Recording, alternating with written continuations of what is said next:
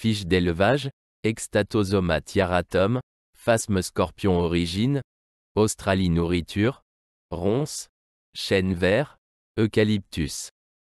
Température conseillée entre 22 degrés et 25 degrés Celsius, cependant j'élève les miens à température ambiante, 20 degrés. Hygrométrie, environ 80% d'humidité. Vaporiser le terrarium 1 fois par jour quand 2 fois quand il fait chaud. Incubation de l'œuf, 4 à 6 mois, jusqu'à 9 mois pour les œufs issus de parthénogénèse. Durée de vie. La femelle adulte a une durée de vie pouvant atteindre 8 mois et peut pondre jusqu'à plus de 600 œufs. Le mâle adulte a une durée de vie plus courte d'environ 5 mois. À l'âge adulte, le mâle a 5 mois, la femelle a 10 mois. Taille, pour le mâle 10 cm, la femelle 15 cm. Niveau moyen. Ils peuvent être un peu agressifs, donc difficiles à manipuler, surtout les adultes. Au stade L1, les jeunes sont très petits et très vifs, ils ressemblent à des grosses fourmis. Pourquoi? Tout simplement car en Australie, leur milieu naturel, les fourmis adorent manger l'opercule, le petit bouton sur l'œuf par lequel le phasme sort, des œufs de phasme scorpion. Alors quand elles trouvent des œufs par terre, elles les emmènent dans leur fourmilière. En imitant les fourmis, les jeunes quand ils naissent peuvent quitter la fourmilière sans se faire remarquer. Malin.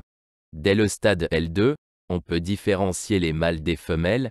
Les femelles ont déjà des petits piquants sur le dos et sur tout l'abdomen, alors que les mâles sont lisses, et cependant toute leur vie, ils n'ont des piquants seulement sur les pattes à l'âge adulte. Pendant toute leur croissance, les phasmes ne changent pas beaucoup d'apparence entre le stade L2 et la dernière mue, si ce n'est par la taille. À la dernière mue, le mâle change radicalement d'apparence, alors qu'avant il a à peu près la même apparence que les femelles sans les piquants. À l'âge adulte, il est très facile de le différencier. Les phasmes scorpions peuvent se monter un peu agressifs s'ils sont pris brutalement, et de plus en plus jusqu'à l'âge adulte, il arrive qu'un phasme essaye d'attaquer. C'est-à-dire qu'il essaye de pincer la personne entre ses pattes qui sont garnies de piquants. Ce n'est pas douloureux tant que l'individu n'est pas adulte, cependant comme les piquants grossissent avec le phasme, arrivé à l'âge adulte, cela peut faire un peu mal, comme une piqûre de ronce.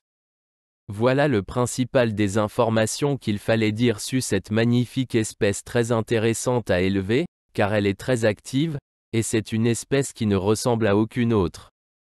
Je vous remercie sincèrement d'avoir pris le temps de regarder ma vidéo. Si vous avez des questions, posez-les-moi en commentaire, et si cet article vous a plu, n'hésitez pas à aller voir mes articles précédents et à vous abonner.